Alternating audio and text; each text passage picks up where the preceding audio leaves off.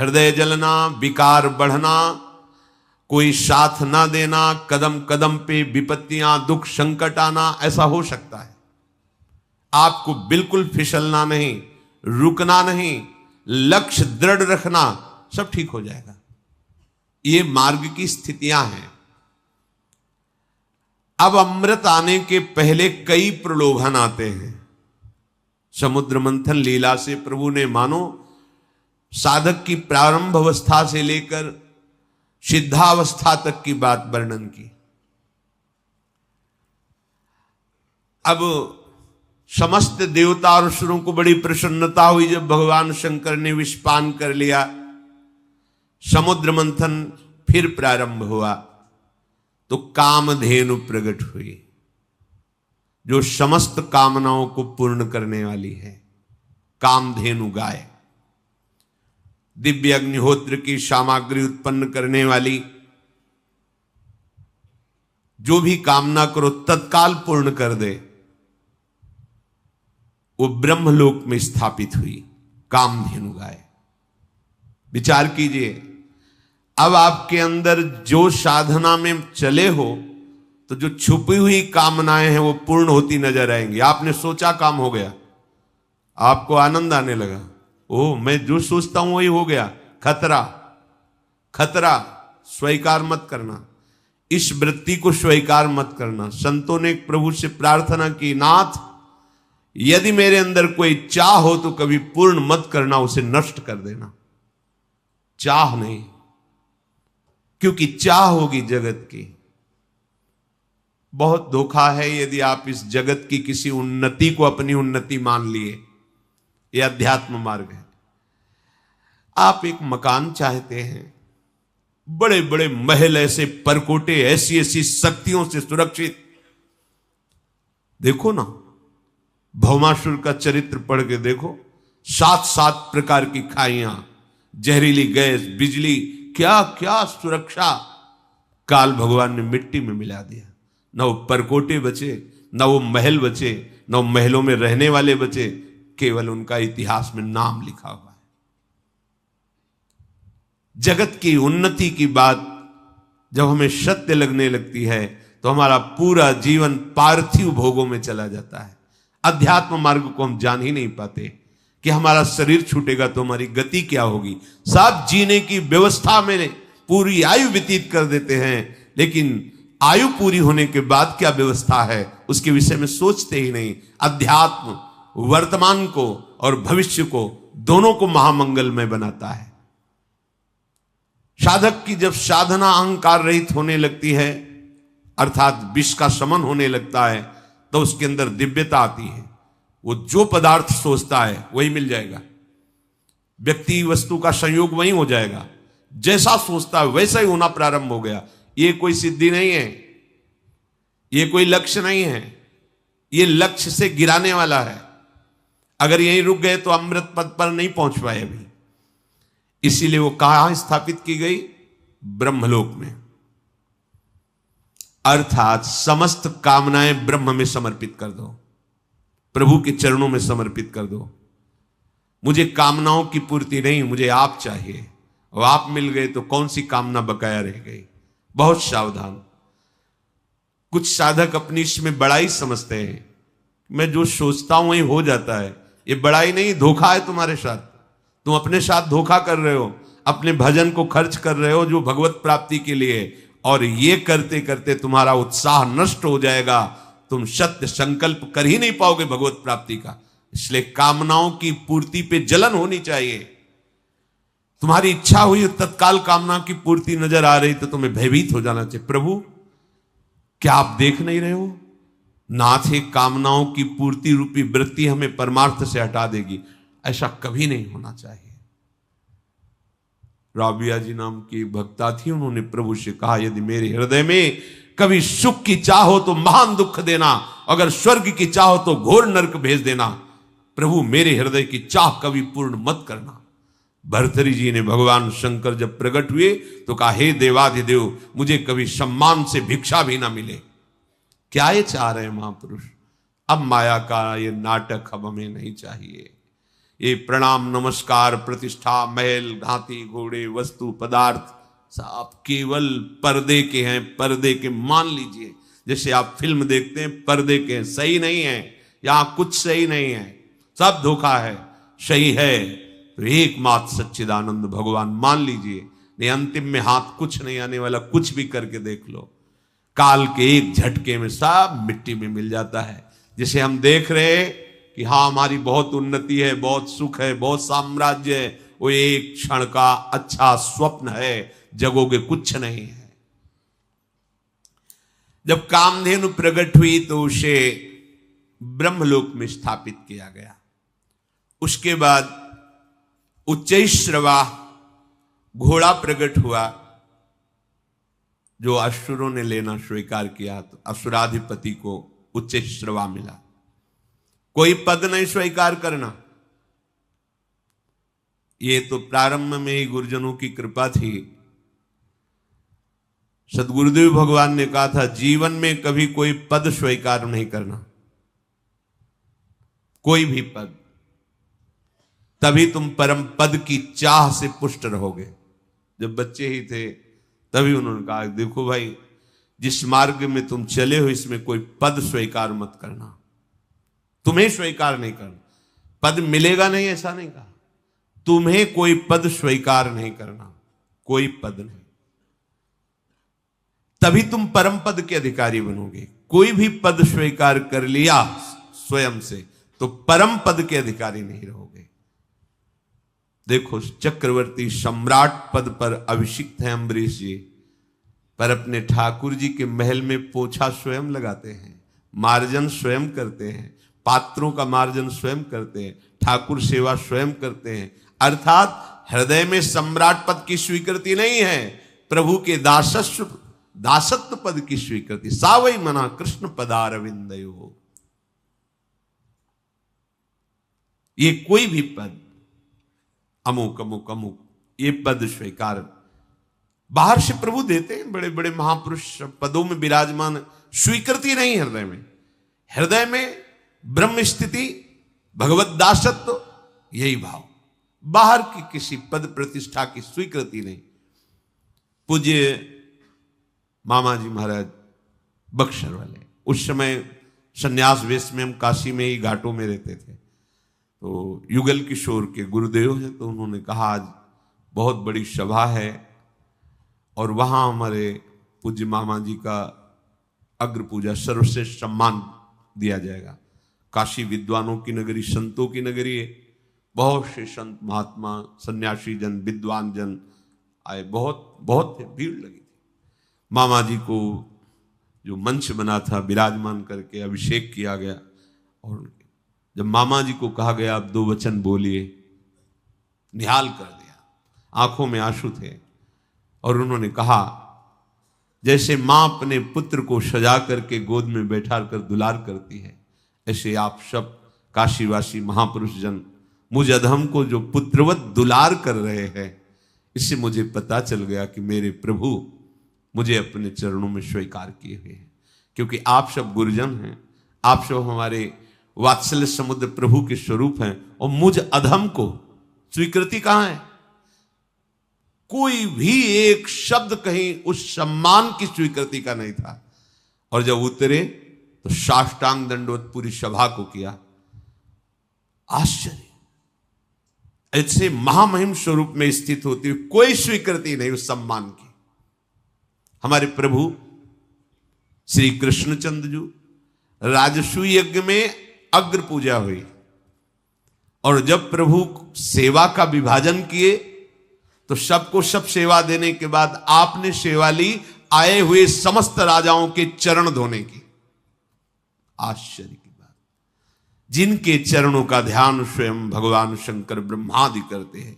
ध्येयम सदा परिभवग्नमभीष्ट दोहम तीर्थास्पदम शिव विरंचि नुतम शरण्यम, वो भगवान सबके चरण धो रहे हैं।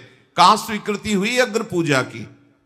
भगवान ने अपने को अग्र पूजा का अधिकारी सबने माना, सबने किया, पर भगवान ने स्वीकृति कहां दी कि हम तो सबके चरण सेवक हैं।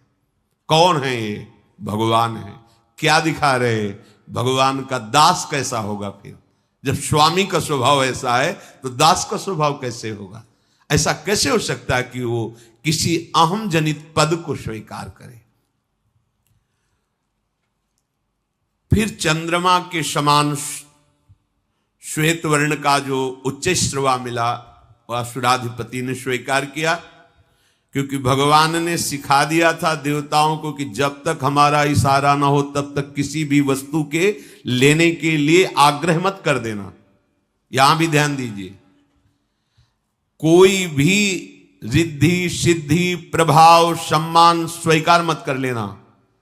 और भगवान का इशारा है तो उनके इशारे पे रहना तुम। बस महलों में रखे चाहे झोपड़ी में बास दें, कोई तुम्हारा बाल बांका नहीं कर सकता। तुम मत चाह कर लेना, भगवान का इशारा है, जय जय हो रही। भगवान का इशारा है, फुटपाथ में बैठे भिक्षा मांगकर उदर पोषण करके नाम जप कर रहा है। वो दोनों स्थिति में समान है, क्योंकि वो प्रभु में है, ना कि बाहरी परिस्थिति स्थिति में है। फिर समुद्र मंथन प्रारंभ हुआ। ऐरावत नाम का महामहिम श्रेष्ठ गजराज प्रकट हुआ। बड़े ही सुंदर उज्जवल 4 दांत बाहर निकले हुए, मानो जैसे कैलाश पर्वत ही प्रकट हो गया। कैलाश पर्वत बहुत श्वेत वर्ण, एकदम श्वेत वर्ण का विशाल काय गजराज ऐरावत हाथी। उसको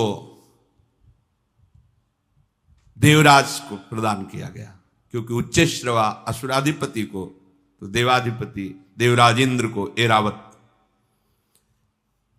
फिर कौस्तुभ मणि निकली। कौस्तुभ मणि को देखते ही सबने स्वीकार किया कि ये अजित भगवान के हृदय पर विराजमान हो। कौस्तुभ मणि श्री भगवान ने धारण कर ली अपने हृदय में। इसके बाद कल्प वृक्ष प्रकट हुआ। कल्प वृक्ष जैसी इच्छा करोगे वैसी ही रचना तुमको प्राप्त हो जाएगी, जो चाहोगे, पर भगवान की प्राप्ति नहीं करा सकता। इसीलिए कहा है वृंदावन की लता सम कोटि कल्प तरुणाई। देखो ये जो कुछ भी है प्रभु के बिना सब शून्य है, इतनी बात मान लो। जो भी है, चाहे यहां से लेकर ब्रह्मलोक तक, जो भी, अगर तुम्हारे जीवन में प्रभु नहीं तो सब जीरो है। कहीं भी जाओ भटकना ही भटकना है। खूब शास्त्रों का स्वाध्याय करके बचपन से देखा है। एकमात्र भगवान का भजन है तो सब ब्रजभाषा में चकाचक है। अगर भजन नहीं है तो कोई भी पदवी, कोई भी सिद्धि, कोई भी वस्तु पदार्थ सब माया का खेल है। पक्का समझ लो, विश्राम नहीं है। ये सब स्वर्ग में विराजमान कल्प वृक्ष भी, इसलिए कह रहे हैं कि देखो कल्प वृक्ष भी स्वर्ग में विराजमान है।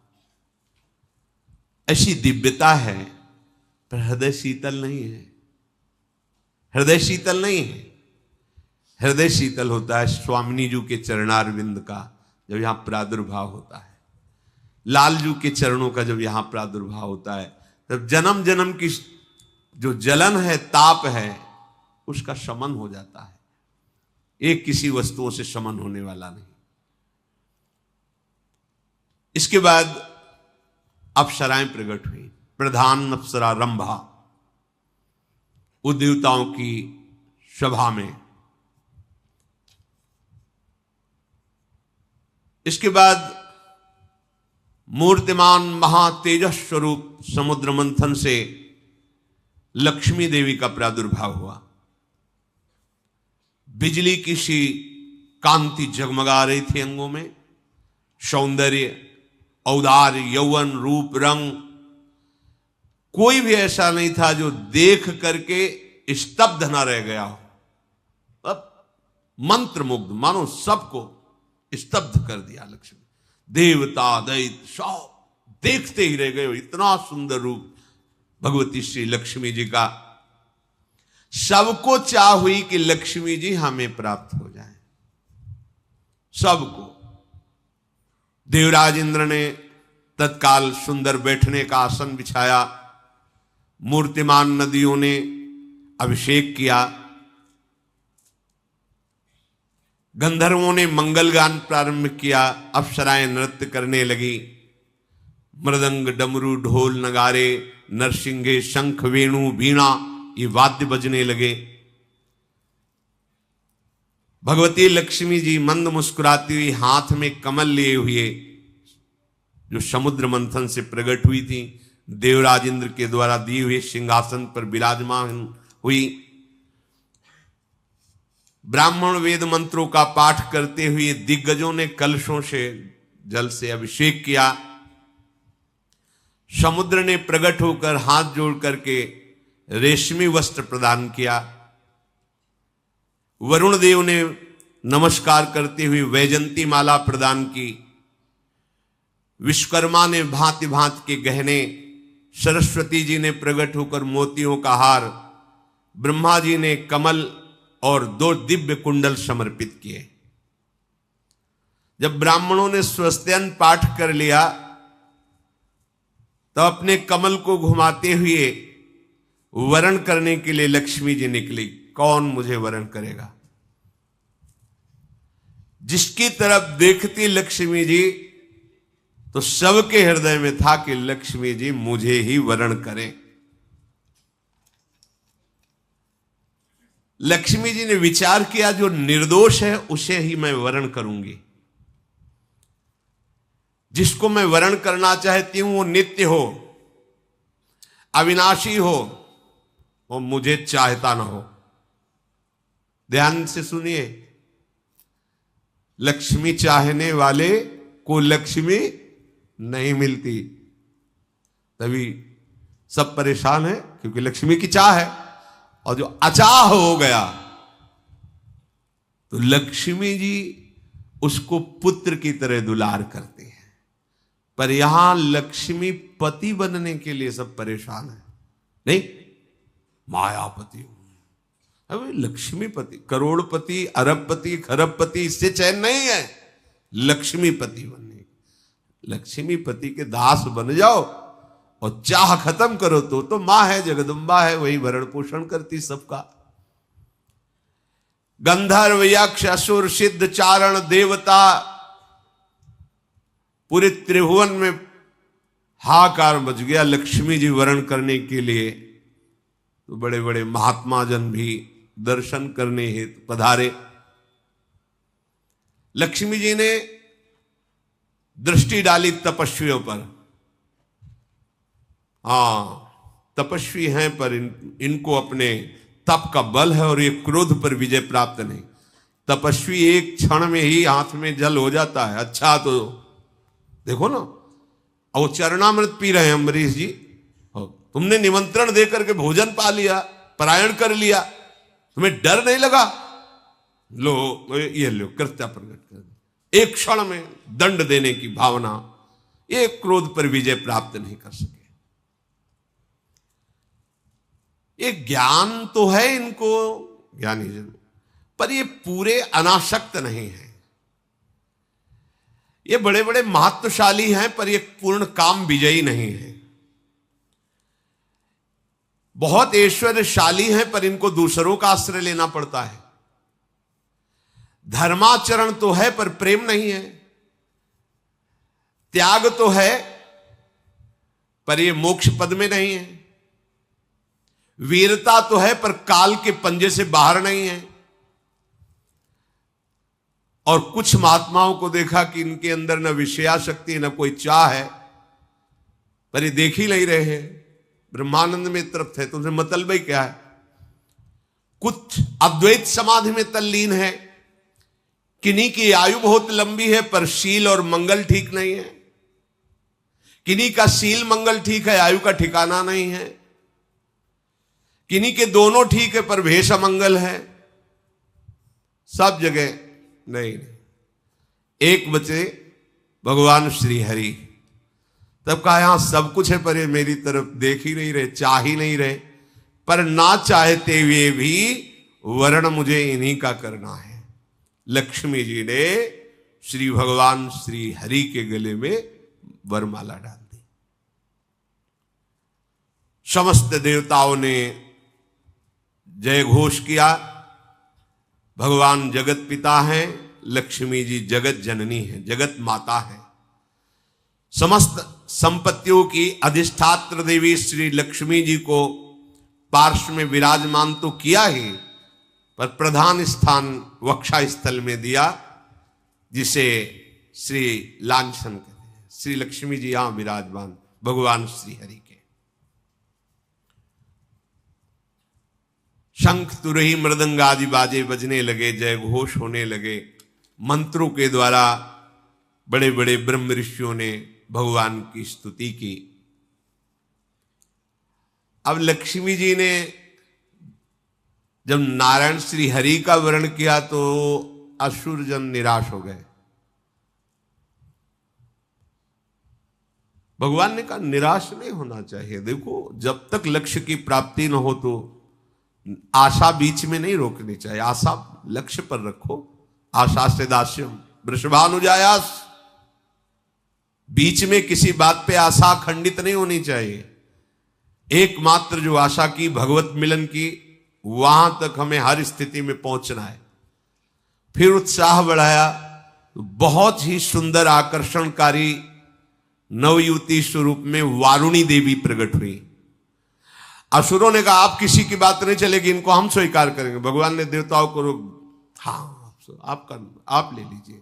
वारुणी देवी वो दैत्यों ने स्वीकार किया। समझ रहे? फिर महाराज बहुत जोर से समुद्र मंथन प्रारंभ हुआ।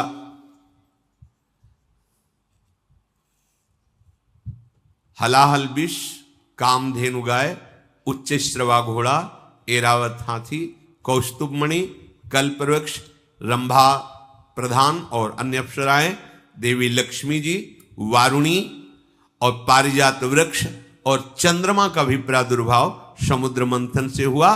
पांचजन शंख का भी प्रादुर्भाव समुद्र मंथन से हुआ। अब बहुत ही तेजस्वी लंबी लंबी अजान बाहु भुजाएं, कमल नयन, शरीर रंग श्यामला, गले में नवीन पुष्पों की माला, अंग अंग में सब प्रकार के आभूषण, पीतांबर, विशाल वक्षाय स्थल, तरुण अवस्था, सिंह के समान पराक्रम, सौंदर्य, घुंघराले केश, बड़ी ही अनोखी छवि, और दोनों हाथों में अमृत का भरा हुआ कलश लिए हुए भगवान धन्वंतरी जी का प्रादुर्भाव हुआ। धन्वंतरी जी 13वां और आखिरी जो वो अमृत कलश, ये 14 रत्न समुद्र मंथन से प्रकट हुए। भगवान धन्वंतरी के हाथ में अमृत का कलश है।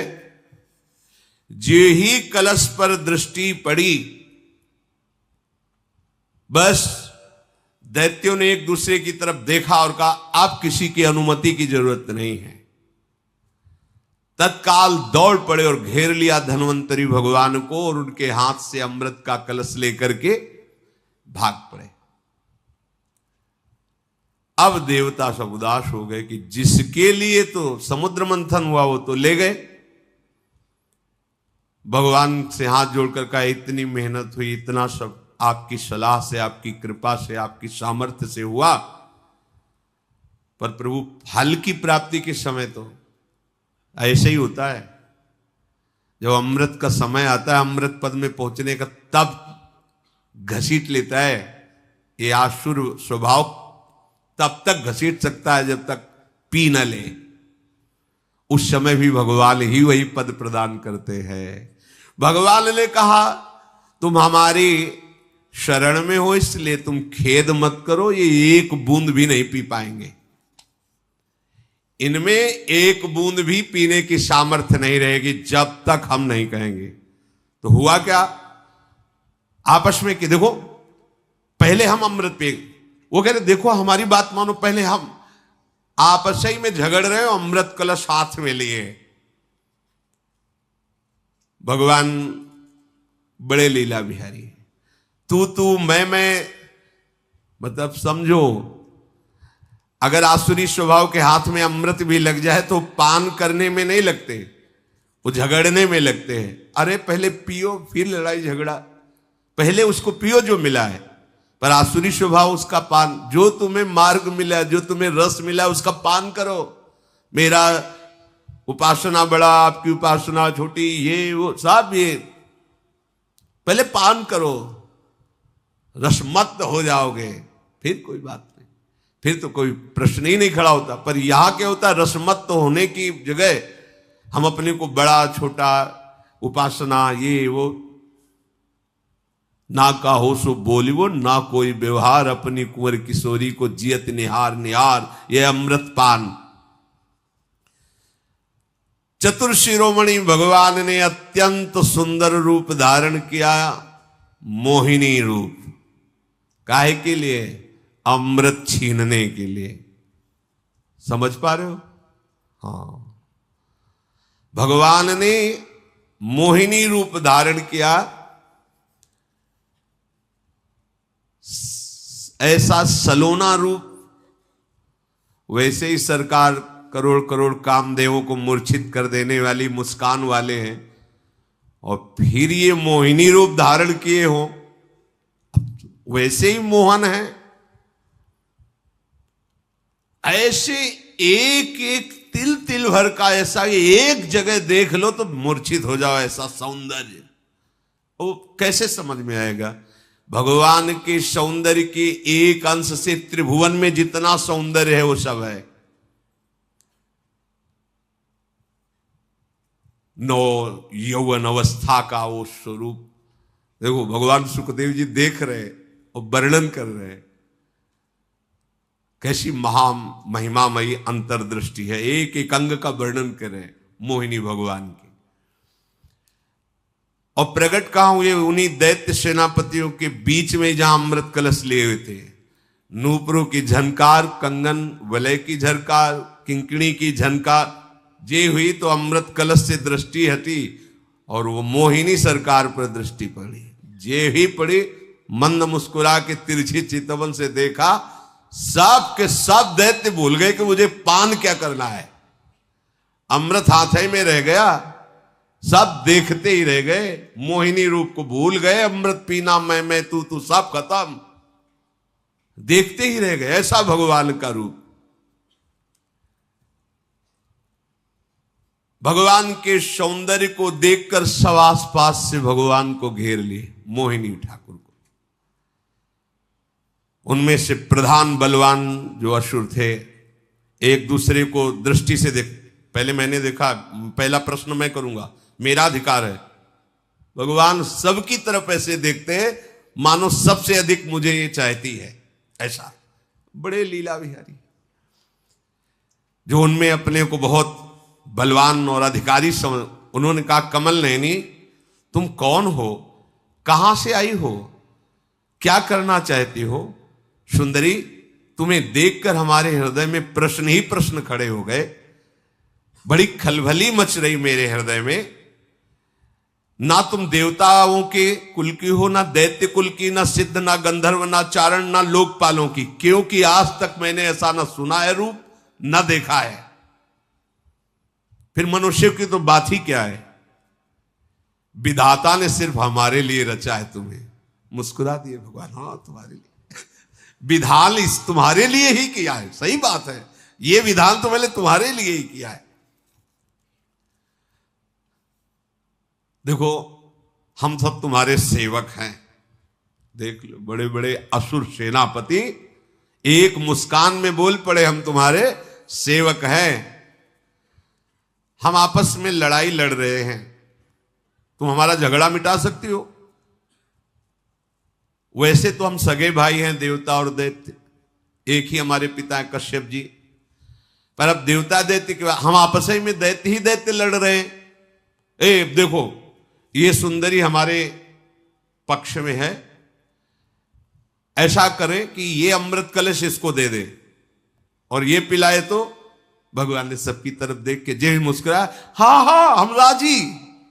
अमृत कलश बिना मांगे हंसते हुए भगवान के, समझ रहे हो, बिना मांगे अमृत कलश उनके हाथ में। तिरछी चितवन से हर एक दैत्य को देख के भगवान ने घायल किया। हर दैत्य समझ रहा है मुझे सबसे ज्यादा प्यार करते तो अमृत तो हमको ही सबसे पहले पिलाएंगे। भगवान ने कहा मेरी भी बात सुनो, तुमने पूछा तुम कौन हो तो मैं अपना परिचय बता रही हूं, मैं किसी की नहीं होती। ठीक कह रहे, माया रूप धारण किया, माया किसकी है? हरि की है, किसी की और की थोड़ी हो सकती। भगवान के वचनों को समझना है। मैं किसी की नहीं हूं। समोहम सर्वभूतेषु न मे द्वेष्टि न च प्रियः, ना मेरा कोई द्वेष का पात्र है ना मेरा कोई प्रिय है, मैं सब में समान विराजमान हूं। अर्थात मैं किसी की नहीं हूं। तो समझ जाना चाहिए ना कि जो किसी के लिए है क्या? माया। माया किसकी होती? किसी के लिए। तो भगवान भगवान रूप में तो नहीं दिखाई दे रहे ना, मोहिनी रूप। तो क्या है ये? भगवान ने माया से ही तो ये रूप धारण किया। और तुमने अमृत के न्याय का भार मेरे ऊपर डाल दिया। क्या तुम हम पर अब भी विश्वास करते हो? और मुस्कुरा दिया। ये मुस्कुराहट ही भगवान की माया है, शास्त्रों में वर्णन किया गया है। क्या तुम ऐसा समझते हो कि हमारा मित्रता का भाव स्थायी है? ना समझना। मेरा ये शब्द तो कुछ और है। मेरा ये मित्रता का भाव स्थायी नहीं है। इसलिए मैं पहले तुमसे बता रही हूं कि मैं स्वेच्छाचारिणी हूं, मैं अपनी इच्छा के अनुसार चलती हूं।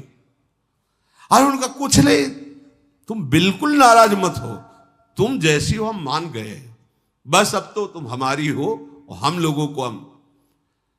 भगवान ने इसलिए पहले कह दिया कि हम कोई छल कपट नहीं कर रहे, हम तुम्हें पहले बता रहे हैं, हम अपनी इच्छा के अनुसार चले, मैं किसी की नहीं हूं। ऐसा मत मान लेना कि तुमने वादा किया था कि मैं तुम्हारी हूं। पहले कह रहे हो, हम पर विश्वास मत करो। कितनी करुणा करके बता रहे, हम पे इस रूप पे विश्वास मत करो हमारे। और मुस्कुराकर हंस दिया। हंसना हुआ कि दैत्यों का हृदय तो चलनी हो गया। उन्होंने और इसे विश्वास समझा, मतलब ये बहुत सच्ची बात कह रही, मतलब ये विश्वास योग्य है। नहीं तो कह सकती थी छल कपट भरी बात, हम तुम्हारे पक्ष में हैं, ऐसा ऐसा कुछ। बिल्कुल खरी बात कही, बहुत सही बात कही, ये तो विश्वास के योग्य ही है। उन लोगों ने अमृत का कलश भगवान के हाथ में दे दिया कि हमें भरोसा है इस मोहिनी रूप पे। भगवान ने अमृत कलश हाथ में लिया और चले लहराते हुए। कृष्णकटी, बड़ी शोभा वर्णन की भगवान परमहंस श्री सुखदेव जी ने।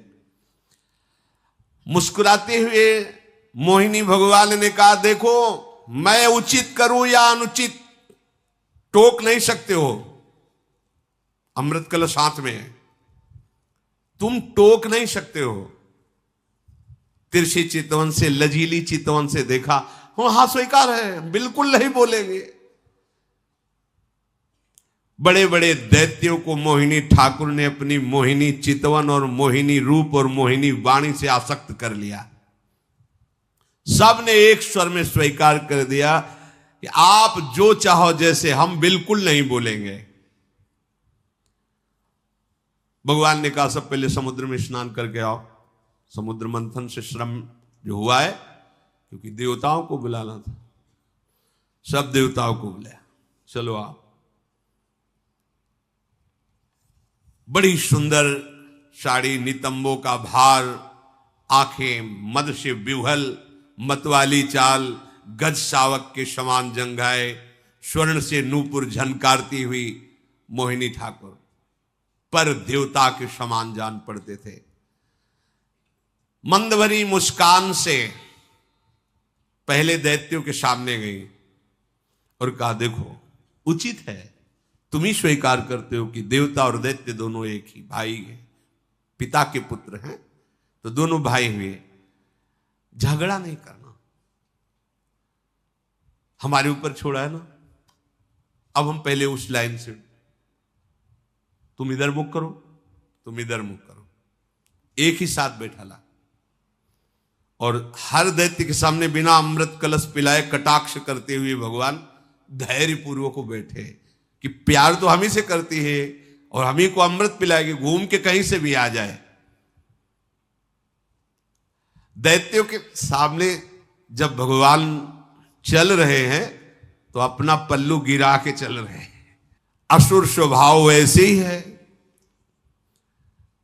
देवताओं को भगवान सामने जाकर बिल्कुल सावधान, सब बिल्कुल सावधान बैठे हैं। हाव भाव कटाक्ष से मोहित करके दैत्यों को फिर अमृत पिलाना शुरू किया। देवताओं को देखते जा रहे भगवान। वो अमृत जो मृत्यु का नाश करने वाला है, अर्थात अमर कर देता है। बुढ़ापा नहीं आएगा, कोई दर्द नहीं, कोई पीड़ा नहीं, बहुत प्रकार के उसमें सद्गुण। परीक्षित असुरजन मोहित हुए बैठे हुए थे, बिल्कुल हलचल हृदय में नहीं थी। वशीकरण कर लिया था मोहिनी ठाकुर ने अपने नेत्रों से, मंद मुस्कान से। और वे समझ रहे थे ये जो करेगी वो हमारे प्रियता में ही करेगी। मोहिनी ठाकुर से उन्हें अत्यंत प्रेम, भगवान जान के नहीं, एक सुंदर स्त्री समझ के। और देवताओं को बिल्कुल कोई फर्क नहीं था भगवान की किसी भी चितवन में, मुस्कान में। क्यों जान रहे क्या श्री भगवान है, समझ रहे हो। कोई भी सौंदर्यशाली तुम्हें तभी आकर्षित कर सकता है जब तुम उनमें भगवत भाव नहीं करोगे। यदि भगवत भाव करोगे तो कोई तुम्हें आकर्षित नहीं कर सकता, क्योंकि परम सुंदर भगवान सब में विराजमान है। एक भी देवता मोहित नहीं हुआ, क्योंकि वो जानते हैं कि श्री भगवान है। और एक भी दैत्य नहीं बचा जो मोह से युक्त ना हो गया, क्योंकि वो जानते नहीं कि ये श्री भगवान है। बस इतना ही खेल है। मत्ता परतरम नान्यत किंचित अस्ति धनंजय। मेरा ठाकुर कह रहा है मेरे सिवा कुछ नहीं है। और हम क्या देख रहे हैं, स्त्री पुरुष, उत्तम अधम, अच्छा बुरा। तो यही मोहिनी ठाकुर की मोहिनी माया है, जो हम उनको न देख करके और कुछ देख रहे हैं और कुछ मान रहे हैं। वही कारण है कि हम अमृत पद को छोड़ करके आसक्त हो रहे हैं देहों में, भोगों में। अमृत देवताओं को पिलाया जा रहा है। तो राहु दैत्य ने सोचा कि कहीं मेरे साथ छल तो नहीं हो रहा है, कि इधर पीठ पे पीठ लगा के विराजमान किया गया, तो ऐसा तो नहीं हो रहा कि मुझे छला जा रहा हो। तो देखा तो इधर से गए थे बिना पिलाए, उधर सबको पिलाते हुए आ रहे हैं। तो बगले में तो पंक्ति लगी थी, चट से एक देवता के बीच में ऐसे घूम के बैठ गए राहु।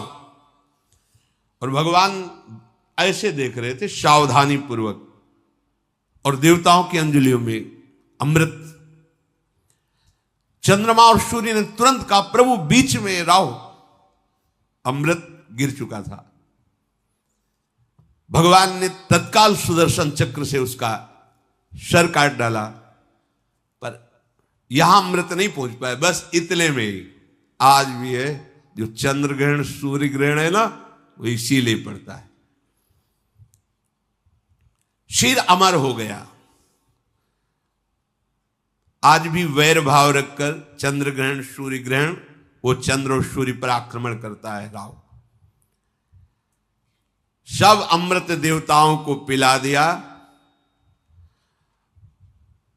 असुरों ने जब पीछे मुड़ के देखा तो कलश में एक बूंद भी नहीं।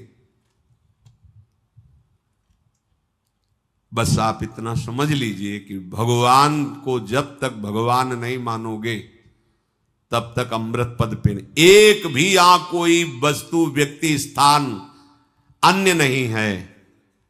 महापुरुषों ने अनुभव किया, जड़ चैतन्य कछु नहीं दिखत, जित दिखत तित श्याम खड़े। गोपीजनों ने देखा है, जित देखूं तित श्याममयी। गोस्वामी जी ने देखा, सी राम में सब जग जा, मेरे प्रभु ही हैं। जब तक भवदाकार वृत्ति नहीं होती तब तक इस अमृत पद का अधिकारी नहीं होता।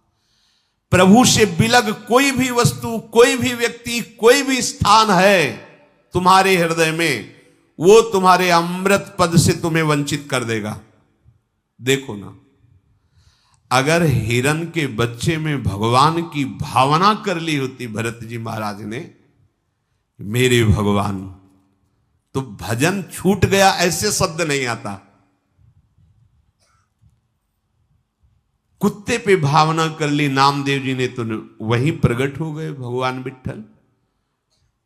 जल लेने गए तो बहुत लंबा भूत वहां नदी के किनारे था, तो ऐसे देखा, वाह प्रभु ऐसा भी रूप धारण कर लेते हो। वहां भावना की तो देखा विट्ठल भगवान भूत के रूप में मुस्कुरा रहे हैं। जब हम प्रभु से बिलग किसी की सत्ता देते तभी हमारा जन्म मरण निश्चित हो जाता है।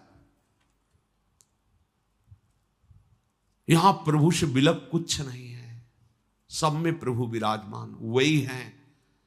ये पंचभूत भी वही बने हैं, पर इसकी प्रक्रिया है।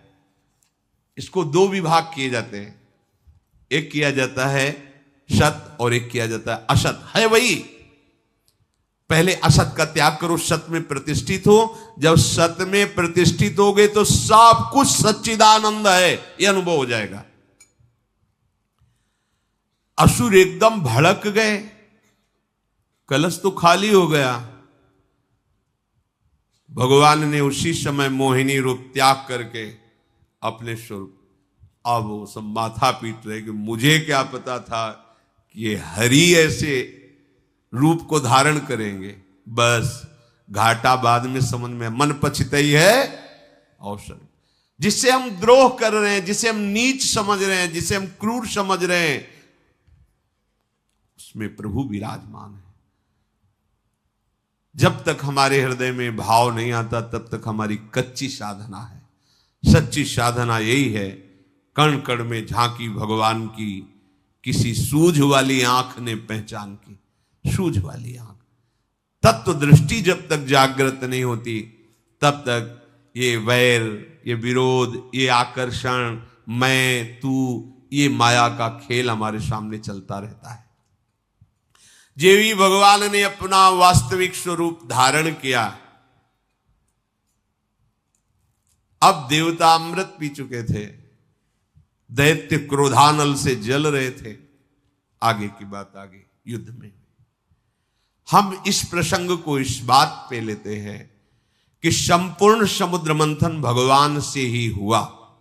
समुद्र मंथन का सार अमृत भगवान की कृपा से मिला। ने समुद्र मंथन करने पर भी इनको अमृत नहीं मिलता, दैत्य लोग छीन ले गए थे। ऐसे ही हमारी साधना की सिद्धावस्था स्वयं श्री भगवान करते। हमारा केवल एक काम है, भगवान का निरंतर चिंतन करते हुए भगवान के आश्रित होना। किसी भी वस्तु के प्रलोभन में या किसी पद के प्रलोभन में या किसी अन्य लाभ की आकांक्षा में अपने उपासकों को, अपने मतलब प्रियालाल के चरणारविंद की प्राप्ति करने की भावना दृढ़ करने वाले उपासक को कभी नहीं, कभी आकर्षित नहीं होना चाहिए, कभी रुकना नहीं चाहिए। मिलना कोई बड़ी बात नहीं है, मार्ग है, मार्ग में सुखद स्थितियां भी आती, दुखद स्थितियां भी आती, पर प्रलोभन नहीं करना। अगर सुखद परिस्थितियों में तुम प्रलोभन नहीं किए तो दुखद परिस्थिति तुम्हें रोक नहीं पाएगी, और अगर सुखद परिस्थिति का भोग कर लिया तो दुखद परिस्थिति तुम्हें जबरदस्ती भोगनी पड़ेगी, और जब भोगोगे तो रुक जाएगा मार्ग। और ये बड़े ऊंचाई से भी होता है।